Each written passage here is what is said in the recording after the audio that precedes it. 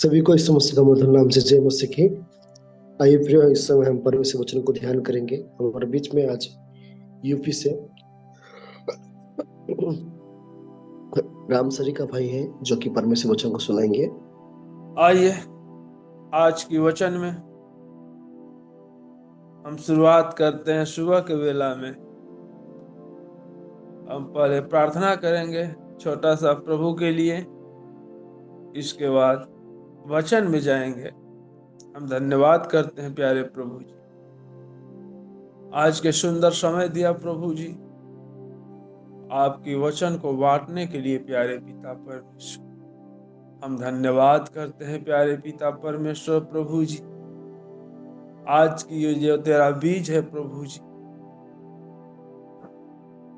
वो हमारे सभी के जीवन में उपयोग हो सके प्यारे पिता परमेश्वर। धन्यवाद करते हैं प्रभु जी। आज के जूम मीटिंग के लिए जितने भाई बहन हैं प्रभु जी, उनके लिए भी प्रार्थना करते हैं प्रभु जी, ताकि ये जो मधु से भी मीठा वचन है प्रभु जी, वो हमारे जीवन में उपयोग हो सके, हम उस वचन के अनुसार चलने योग्य बन सके प्यारे पिता परमेश्वर। धन्यवाद करते हैं प्रभु जी। आज की वचन को तेरे हाथ में देते हुए प्रभु जी, ये सारे लोगों के आपके हाथ में सौंपते हुए प्यारे प्रभु जी, हम धन्यवाद करते हैं। आज के जो विषय मिला है प्रभु जी, उस विषय पे हम बात करने जा रहे हैं प्रभु जी, उसमें सामर्थ्य और शक्ति आप दीजिए प्यारे पिता परमेश्वर। धन्यवाद करते हुए उद्धारकर्ता प्रभु यीशु मसीह के नाम से मांगते हैं, आमीन। ठीक है, आज हम लोग चलते हैं, निकालेंगे नए नियम में पहला कुरिन्थियों उसका 3रा अध्याय। हम उस वचन को तीसरा का 16 और 17 वचन को देखेंगे। ये स्मृति वचन हमारे जीवन में हमारे लिए आज का है, मिला है, उसको हम पढ़ते हैं और उसको हम समझते हैं। लिखा है पहला कुरिन्थियों 3 का 16 और 17 में लिखा है, क्या तुम नहीं जानते कि तुम परमेश्वर का मंदिर हो और परमेश्वर की आत्मा तुम में वास करता है? यदि कोई परमेश्वर के मंदिर को नष्ट करे तो परमेश्वर उसे नष्ट करेगा, क्योंकि परमेश्वर का मंदिर पवित्र है और पवित्र तुम हो। धन्यवाद करते हैं प्रभु के वचन के लिए। यहाँ पे पौलुस द्वारा बताया जा रहा है, पौलुस कहता है कि तुम परमेश्वर का मंदिर हो।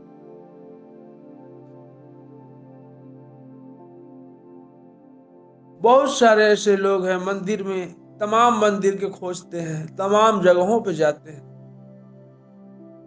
लेकिन बाइबल का वचन और पौलुस खुद कहता है और परमेश्वर की वचन, तुम परमेश्वर का मंदिर हो। और यहाँ पे हम देखते हैं यह पौलुस कुरिन्थियों के कलीसिया के लिए बता रहा है कि कलीसिया को याद दिलाता है कि तुम लोग सामूहिक रूप से परमेश्वर के मंदिर हो, जिसमें पवित्र आत्मा वास करता है। यह सत्य कलीसिया की पवित्रता और विश्वासियों के जीवन और एक दूसरे के साथ व्यवहार को, गंभीरता को उजागर करता है। कलीसिया कोई मानवीय संगठन नहीं है, यह परमेश्वर की पवित्र मंदिर है। प्रत्येक विश्वासी एक आध्यात्मिक घर का सदस्य हो, जहां स्वयं परमेश्वर निवास करता हो। सच में हमारा परमेश्वर कितना महान है। सर्वप्रथम मनुष्य को बनाया, अपने स्वरूप में खुद को बनाया और खुद को यहाँ पर दर्शा रहा है कि तुम परमेश्वर का मंदिर हो। जो आत्मा है, जो पवित्र आत्मा है, तुम्हारे अंदर वास करता है।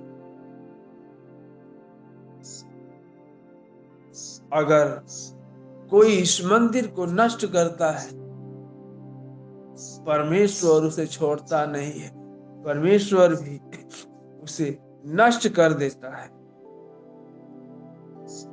बहुत सारे संसार में देखने को मिलता है। आज के समय में बहुत सारे हम देखते हैं कि लोगों ने चर्चों के तोड़ रहे हैं,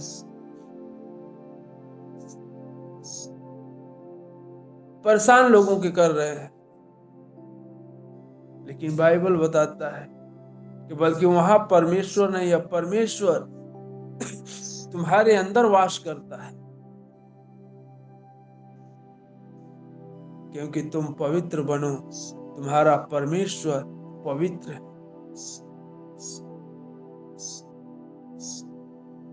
आज हमें खुद इस मंदिर को, अपने आप को हम कितना पवित्र कर सके, ताकि हमारे अंदर प्रभु वास कर सके, हमारे अंदर पवित्र आत्मा अगुवाई कर सके।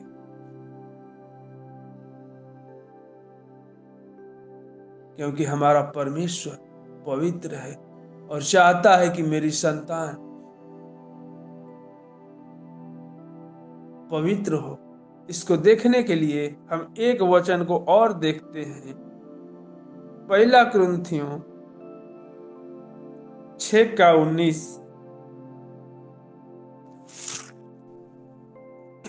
लिखा है, क्या तुम नहीं जानते कि तुम्हारी देह पवित्र आत्मा का मंदिर है, जो तुम में बसा हुआ है और तुम्हें परमेश्वर की ओर से मिला है? वह तुम्हें अपने नहीं हो, क्योंकि दाम देकर मोल लिए गए हो। इसलिए अपने देह के द्वारा परमेश्वर की महिमा करो। हम परमेश्वर के लहू के द्वारा खरीदे गए हैं। हमें बस वही जरूरत है, हम पवित्रताई के साथ हम परमेश्वर की महिमा करें, क्योंकि परमेश्वर ने हमारे लिए अपना लहू बहाकर हमारे पापों को शुद्ध किया है। और यह वचन भी कहते कि तुम परमेश्वर के मंदिर हो। अपने आप को, अपनी कलीसिया को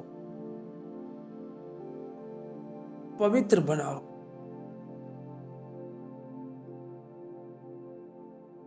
हम कोशिश करते हैं, बार बार शैतान आकर के हमें निराशा कर जाता है, पाप की तरफ ले जाता है, बुराई की तरफ ले जाता है, व्यभिचार की तरफ ले जाता है, संसार के लोभ में ले जाता है। लेकिन प्रभु जैसा हमारा पवित्र है वैसे हमें बनाना चाहता है, हमारे कलीसिया का भी वैसे ही बनाना चाहता है। और हमें कोशिश करें कि हम पवित्र बन सके, क्योंकि हम परमेश्वर के वचन के द्वारा ही हम पवित्र बन सकते हैं, और परमेश्वर के लहू के द्वारा, क्योंकि हमने खरीदा गया है। इसलिए परमेश्वर हमारे अंदर वास करता है। धन्यवाद करते हैं इस वचन के लिए। और एक वचन में हम चलेंगे। आज की वचन जो मिला है लूका के किताब 16 अध्याय, उसको हम देखेंगे। 16 अध्याय में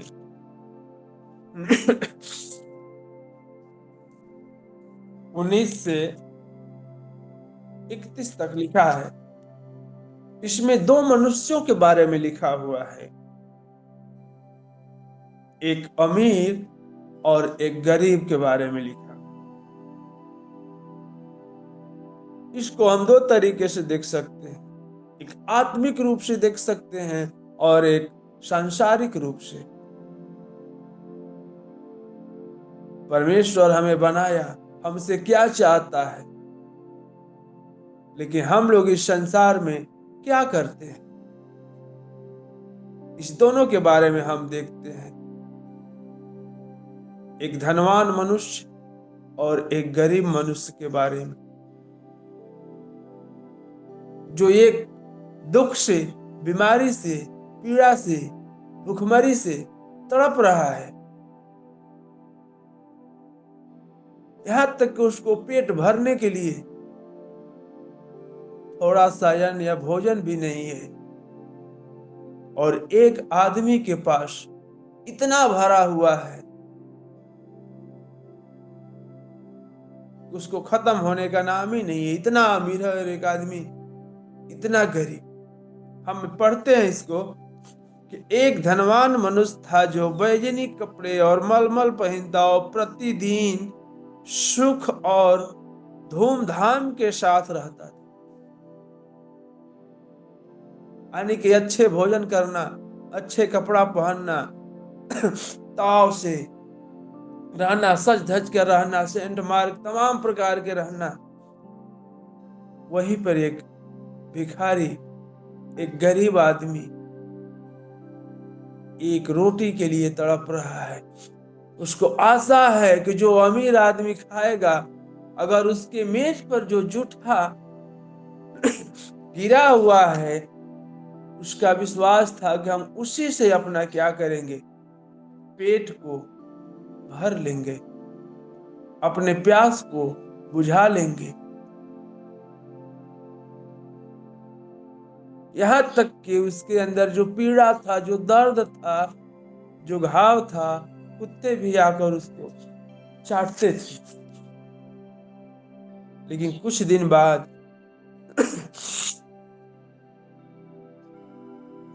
ऐसा हुआ, कुछ दिन बाद वह गरीब आदमी मर जाता है और परमेश्वर के दूत आते हैं, सीधे उसको उठा करके अब्राहम के गोद में बैठा देते हैं। वहां पे जाके वह आनंद करता है, क्योंकि वहां पे परमेश्वर की वह गोद में बैठता है। कुछ समय बाद अमीर आदमी भी इसका भी मर जाता है। जब यह जाता है, अधलोक में बैठता है, और परमेश्वर के यहाँ दो रास्ता बनाया हुआ है, एक नरक और एक स्वर्ग। वह गरीब आदमी स्वर्ग पहुंचता है और यह अमीर आदमी नरक में जाता है। जब वहां भी यह देखता है, अरे वह तो भिखारी, वह तो लाजर है जो परमेश्वर की गोद में बैठा हुआ है, और मैं यहाँ तड़प रहा हूं, परेशानी में हूं। जो मेरे घर पे आकर मेरा जूठन को खाता था, आज वो वहां है। मैं उसको बुलाता हूं और कोशिश करता हूं, क्योंकि मैं पानी के लिए तड़प रहा हूं, मैं आग में जल रहा हूं। विनती करता है वहां पर, हे अब्राहम, हे पिता, उसको भेज, ताकि अपने अंगुली से एक सिरका भी बोरकर मेरे मुंह में डालेगा, मेरा प्यास बुझ जाएगा। परमेश्वर की आदेश आता है, अब्राहम का आदेश। यहाँ पे दो रास्ता है, यहां से यहाँ पे एक गड्ढा बहुत बड़ा है, जो इस पार है इसी पार रह सकता है, जो उस पार है उसी पार रह सकता है। तूने पृथ्वी पर था, वहां पर तूने मजा लिया, मस्ती किया, तू अपना वहां पे जो भी कार्य किया उसका फल तुम्हें मिल गया। लाजर भी था, उसका भी फल वहां पर मिला। और यहाँ पर जब आए हो, ये गड्ढा इतना बड़ा है कि इस पार नहीं जा सकता है, न उस पार। फिर वह हार मानकर कहता है, प्रभु ठीक है, नहीं आ सकता है, लेकिन मेरे और 5 भाई पड़े हुए हैं गांव में, घर पे, मेरे पिता के घर, ताकि उन्हें भेज करके उन्हें समझा दे कि मेरे जैसा वह घमंड ना करे, पाप ना करे, नहीं तो उनका भी दशा हमारे ही जैसे होने वाला है, हमारे जैसे उनको भी सजाए मिलने वाला है।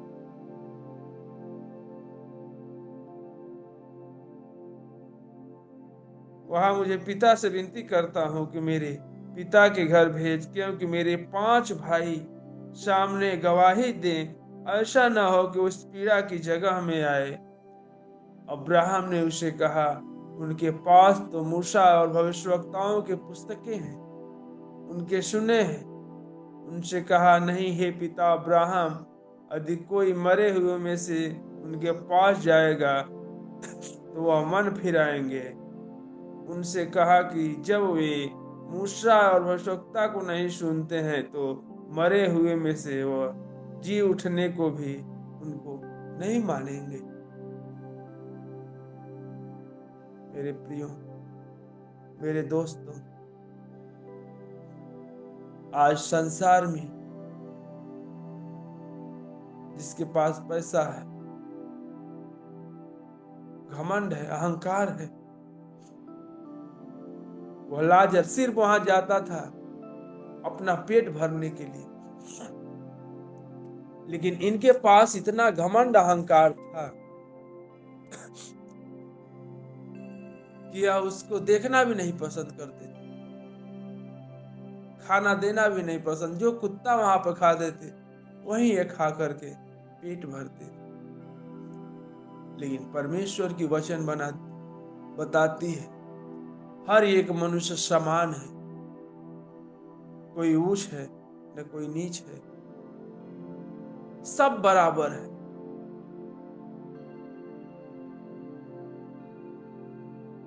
परमेश्वर की वचन कहती है कि जहां धन इकट्ठा करो कि वहां कीड़ा और काई न लग सके। लेकिन यहाँ पे बहुत सारे ऐसे देखने के मिलता है कि लोगों के पास पैसा होता है तो घमंड होता है। संसार में ठीक है कर लो, लेकिन सबको एक दिन प्रभु के पास जाना है। वहां पे परमेश्वर न्याय करता है हमारे कर्मों के हिसाब से। हम जो यहाँ पर किए हैं उसी के अनुसार हमें न्याय मिलने वाला है। इस वचन को यहीं से समाप्त करते हैं और प्रभु के एक दास के जीवन के बारे में हम देखते हैं। उनका भी जीवन हम देखते हैं। जी कैंपबेल मॉर्गन, उनके जीवन को देखते हैं। उनका जन्म 19 दिसंबर 1863 में हुआ था। उनको देखते हैं। मॉर्गन, जिन्हें अक्सर व्याख्याओं का राजकुमार कहा जाता था, वह ब्रिटिश उपदेशक थे जिन्होंने स्पष्टता और गहराई के साथ पवित्र शास्त्र को समझने में अद्भुत क्षमता प्राप्त थी। उन्होंने परमेश्वर के वचन को समझने में आसानी से समझ जाते थे, मनन करते थे। हालांकि एक बार उन्हें सेवा की अस्वीकार किया गया था, फिर भी उन्होंने दृष्टा बनाई रखी और लंदन के वेस्टमिंस्टर चौपाल की पादरी बने, जहां उनके उपदेश से हजारों लोगों को आकर्षित किया। मॉर्गन ने व्यापक रूप से यात्रा की, मसीह के प्रति जुनून के साथ बाइबल का प्रचार और शिक्षण किया। उनके उपदेश ने साबित किया कि परमेश्वर का आह्वान मनुष्य के अस्वीकार से कहीं बड़ा है। उनकी व्याख्याएं आज भी विश्वासियों को आशीर्वाद देती है। मॉर्गन का जीवन हमें याद दिलाता है कि जब हम ईमानदारी से परमेश्वर के वचन को प्रकट करते हैं तो हृदय तृप्त हो जाता है, संदेहों का समाधान होता है और मसीह सबसे ऊपर है। इनके जीवन से हमें सीखने को मिलता है